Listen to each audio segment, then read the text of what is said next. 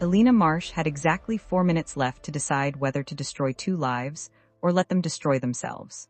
She was standing outside a courtroom in a gray wool coat, holding a folder that could end a man's career, a woman's freedom, and a lie that had lasted 14 months. Behind those doors sat the 2 people who once meant more to her than anyone alive, her fiancé and her best friend. 3 months earlier, they had humiliated her in front of 200 people at her own engagement party. They had taken her fiancé, her dignity, and, she would later learn, they had been quietly trying to steal $310 million that belonged to her, and she hadn't even known it existed. They thought they had won that night. They had no idea what was about to walk through the ballroom doors. Let's go back to the beginning. Elena Marsh was 29 years old, and she had built her entire life out of nothing but her own 2 hands. Her parents died in a car accident when she was 19, in her 2nd year of college. There was no large inheritance, no family safety net, just a small trust fund that covered the last 2 years of nursing school and left almost nothing behind it. She had no siblings. Her father had been an only child. Her mother rarely spoke about her own family, and when she did, it was in careful, clipped sentences that made it clear the subject was closed. Elena grew up believing she simply didn't have much extended family, a few cousins she'd never met, an estranged great-uncle mentioned maybe twice in her entire childhood, always in the same breath as the phrase, "We don't talk about him." She never questioned it. Grief has a way of teaching children not to ask too many questions about the empty branches on the family tree. So Elena did what strong, quietly wounded people do. She built something of her own. She finished nursing school. She got a job in the ICU at Grace Memorial Hospital, the kind of job where you hold a stranger's hand while they take their last breath, then walk into the break room and eat a granola bar because your next patient needs you steady. She rented a small 1-bedroom apartment above a bakery. The smell of bread drifting up through her floorboards every morning at 5 a.m., she built a small, tight circle of people she trusted completely. Because trust, for Elena, was not something she gave easily. It was something she gave permanently, once earned. 2 people sat at the center of that circle. The first was Daniel Cole. They met at a hospital fundraiser 3 years earlier. He was a rising associate at a private wealth management firm downtown, charming in that easy, practiced way that made people feel like they were the only person in the room. He was patient with her long shifts. He learned to cook the 3 dishes she loved because she never had time to cook for herself. He proposed on a rooftop in the rain. On a night he told her he'd been planning for months, and Elena, who had spent a decade guarding her heart like a hospital ward, let herself believe, fully, completely, that she was safe. The second was Priya Anand, her best friend since nursing school. Priya had been the maid of honor before there was even a wedding date. She'd helped Elena pick out the ring insurance. She'd sat with Elena in the ER waiting room the night Elena's landlord had a heart attack in the stairwell, holding her hand the exact same way Elena held her patient's hands. Priya knew Elena's coffee order, her nightmares, her insecurities, the exact tone of voice Elena used when she was too proud to admit she was scared. If you had asked Elena, 1 month before her engagement party, to name the 2 safest people in her life, she would have said their names without hesitating. That is what makes betrayal by the people closest to you so different from every other kind. It doesn't just break your heart. It rewires your entire understanding of what safety ever meant. But there was one thing Elena didn't know, a thread neither Daniel nor Priya had any business pulling on, and one they had, quietly, patiently, been pulling for over a year. 14 months before the engagement party, Daniel Cole sat across from a client at his firm, a semi-retired estate planning attorney doing some personal portfolio work, who mentioned, almost in passing, a name from an old maritime shipping fortune, Richard Ashworth.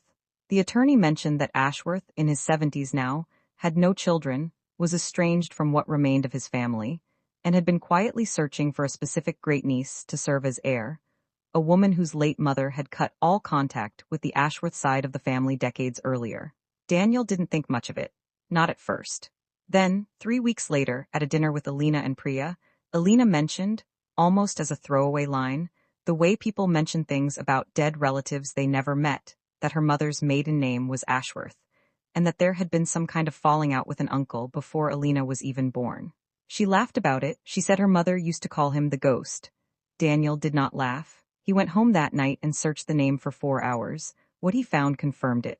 Richard Ashworth, founder of Ashworth Maritime, a shipping and logistics empire built from a single contract in 1974, now worth an estimated $300 million and climbing. No children, no spouse. A sister who had passed away 20 years earlier, a sister whose only child had also passed away, leaving one single living descendant. Elena. Daniel didn't tell her. He told Priya instead.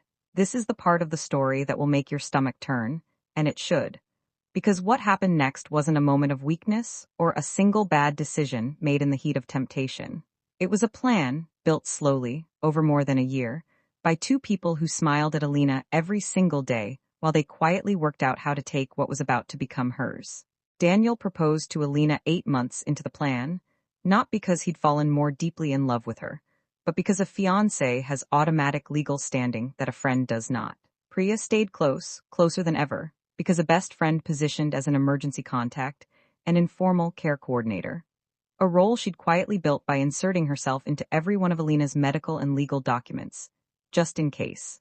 Citing Elena's stressful, unpredictable ICU schedule, would have exactly the kind of access needed if anything ever required someone to act on Elena's behalf. They were not partners falling in love behind Elena's back. Not yet. That part, cruelly, came later, a natural byproduct of two people spending a year lying to the same person, growing closer through the shared architecture of a lie. By the time Richard Ashworth's health began to fail, 10 months into their plan, Daniel and Priya were no longer just co-conspirators. They were exactly what they would eventually announce, in front of 200 people, that they had become. Except the announcement wasn't a confession of love. It was a countdown timer. Because they both knew something Elena didn't, Richard Ashworth didn't have much time left. And the moment he died, his estate would search for its rightful heir, and Daniel and Priya needed to be positioned, legally and financially, to control what came next, before Elena ever learned she had anything worth controlling. The night of the engagement party, Elena had no idea any of this existed. She only knew that the Whitmore Grand Ballroom looked exactly the way she'd dreamed it would, since she was a little girl flipping through bridal magazines she couldn't afford. 200 guests, a string quartet, a 5-tier cake with sugared violets that she and Priya had spent an entire Sunday afternoon designing together, laughing over sketches, Priya insisting on just one more tier. Elena, you only do this once. Elena stood at the center of the room in a champagne-colored gown, and for the first time since her parents died, she let herself feel completely, unguardedly happy.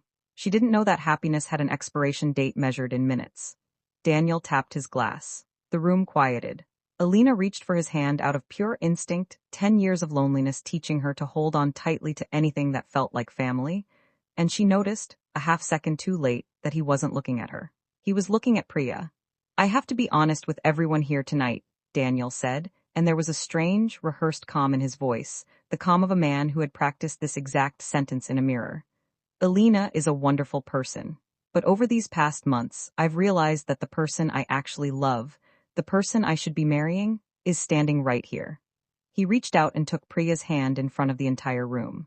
The silence that followed didn't feel like silence to Elena. It felt like drowning, the specific, muffled underwater sensation of watching your own life happen from somewhere just outside your body. 200 faces turned to stare at her instead of comforting her, because that is what a crowd does in the presence of a car crash, it watches. Priya didn't flinch. She lifted her chin, smoothed the front of her dress with one hand, and said, clearly loudly, so the back tables could hear her too. I'm sorry, Elena, but I'm not sorry for loving him. Someone in the crowd let out a nervous laugh, not cruelty, just the panic response of people who don't know what to do with their hands or their eyes. Phones were already rising into the air, screens glowing, because in this era, someone will always film the worst moment of your life before it occurs to them to help you through it. Elena stood very still. She had spent a decade learning to keep her hands steady while patience coded in front of her. She called on that same discipline now, because it was the only thing left holding her upright.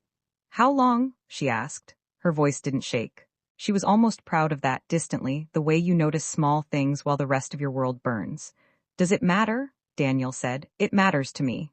14 months, Priya said. And there it was, the number that would later mean something very different to Elena than it did in that moment. 14 months. Almost exactly as long as the plan had existed. Elena didn't know that yet.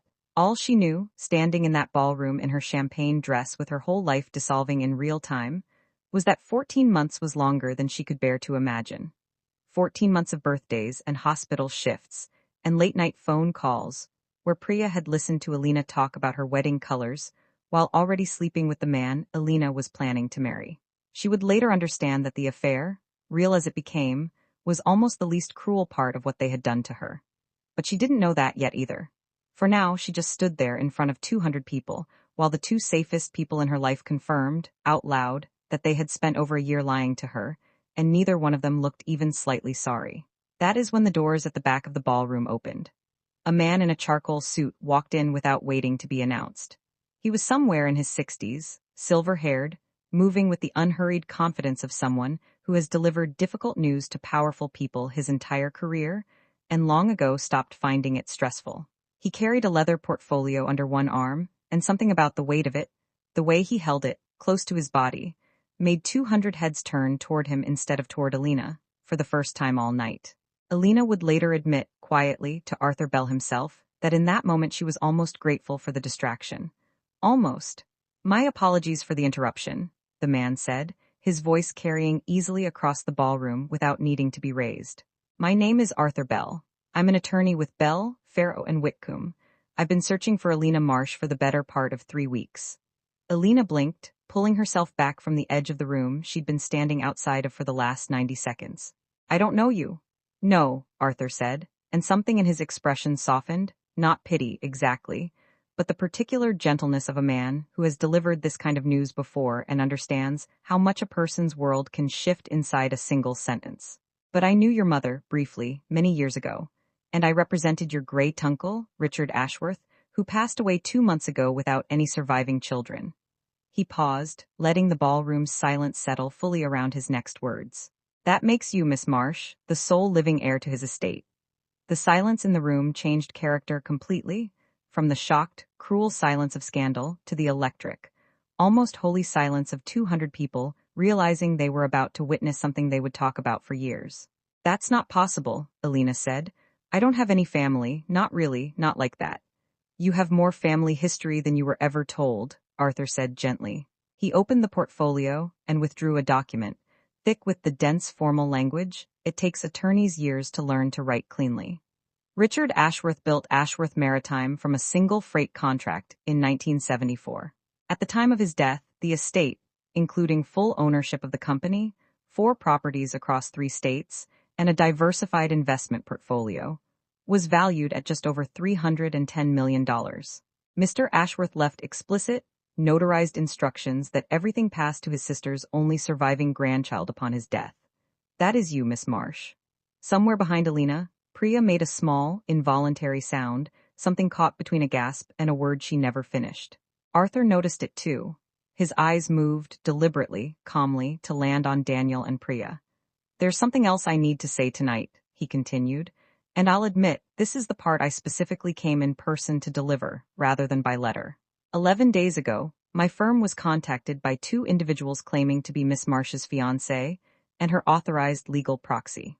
They requested early access to preliminary estate documents, before probate had even been finalized, claiming Miss Marsh had authorized them to manage the inheritance on her behalf due to, and I'm quoting the request directly, her fragile emotional state and demanding work schedule." Every head in the ballroom turned, in one slow collective motion, toward Daniel and Priya. Daniel's mouth opened, then closed, then opened again without finding words.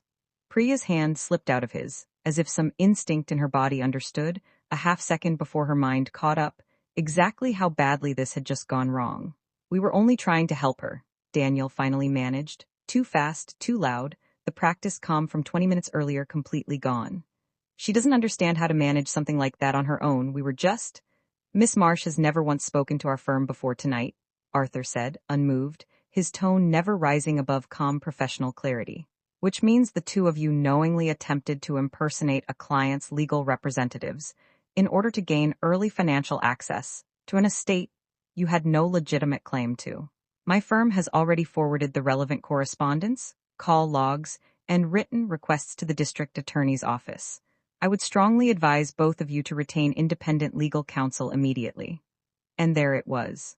Elena stood in the middle of the ballroom, in her champagne-colored gown, and watched the 2 people who had just publicly humiliated her, who had spent 14 months building a life together behind her back, slowly, visibly, Understand that they had been caught not just in an affair, but in a crime. Here is what makes this moment so satisfying, and it's worth slowing down to understand exactly why. Daniel and Priya's plan had one fatal flaw from the very beginning, a flaw born entirely out of their own arrogance. They assumed Elena would remain exactly what she had always been to them. Someone easy to manage, easy to underestimate, someone who could be quietly steered around a fortune she didn't know existed. But an estate the size of Richard Ashworth's does not simply sit unnoticed in a filing cabinet. Attorneys like Arthur Bell had been actively searching for the rightful heir for 2 months, cross-referencing genealogical records, hospital records, even old immigration documents from Elena's grandmother's generation. And crucially, Arthur's firm had already flagged unusual activity the very first time Daniel called pretending to have Elena's authorization. Because professional estate attorneys are required, by law and by long institutional habit, to verify a client's direct consent before releasing anything. Daniel's call hadn't opened a door, it had triggered an alarm. By the time Daniel and Priya stood up at that engagement party to announce their relationship, likely believing they were simply getting the awkward personal drama out of the way before quietly maneuvering into position to help Elena manage her surprise inheritance, the district attorney's office already had their names, their firm affiliations, and copies of every fraudulent request they'd submitted. They thought they were choosing the moment to strike. In reality, the moment had already been chosen for them, weeks earlier, by 2 people who had never even met them, a diligent estate attorney and a dying man's carefully worded will. This is often how these stories go, isn't it? The people who scheme the hardest to control an outcome are usually the last ones to realize the outcome was never actually in their hands. Daniel and Priya spent 14 months building an elaborate, patient, quietly cruel plan to take something from Elena before she even knew to protect it. And the entire time, the truth had already been filed, signed, and notarized, sitting in a folder in Arthur Bell's office, waiting only for the right moment to walk through a ballroom door. Elena didn't cry in the ballroom. That would come later, alone, in her apartment above the bakery, 3 days after the party, when the adrenaline finally wore off and the full shape of the betrayal settled into her chest like something physical. It wasn't the money that broke her. It was the math. 14 months. The exact length of the affair was the exact length of the scheme, which meant every dinner, every late-night phone call, every moment Priya had sat beside her in a hospital waiting room holding her hand, all of it had happened after Daniel and Priya already knew what Elena didn't. Every kindness Elena had leaned on, every small act of comfort she had mistaken for love, had been happening alongside a quiet, patient theft. She thought about the rooftop proposal in the rain. She wondered now, lying awake at 3 a.m. with the bakery smell drifting up through her floorboards, whether even that had been a rehearsal, a necessary legal formality dressed up as romance. Grief, Elena had learned a decade earlier, doesn't ask permission before it arrives. It doesn't wait for a convenient moment. It moves in and rearranges the furniture of your life without asking, and the only thing you can do is learn to live around it. But this grief was different from the grief of losing her parents. That grief had been clean, in its way sudden, senseless, but not personal. This grief had a face, 2 faces. And underneath the grief, quietly, something else was beginning to take root, something Elena didn't fully recognize yet, because she'd never had a reason to feel it before. Not revenge, exactly. Elena wasn't built for that kind of anger, not really. It was something steadier, something closer to resolve. She had spent her entire adult life being the person who held other people's hands while their world fell apart, the calm one, the steady one, the one who absorbed everyone else's crisis without ever fully processing her own. For the first time in 10 years, Elena Marsh had a crisis that was entirely, undeniably hers. And she decided, somewhere around 4 a.m. that third sleepless night, that she was done being the person things happened to. She called Arthur Bell's office the next morning and asked for a full copy of everything, the will, the fraudulent requests, the correspondence logs, all of it. I want to understand every piece of this, she told him. Not just the parts that make me an heiress. The parts that show exactly what they tried to do. Arthur, who had handled estate disputes for 30 years and had seen every possible reaction to sudden, complicated wealth, later told a colleague that this was the moment he knew Elena Marsh was going to be just fine. The next 10 weeks were not glamorous. They were not the montage of luxury and vindication you might expect from a story like this.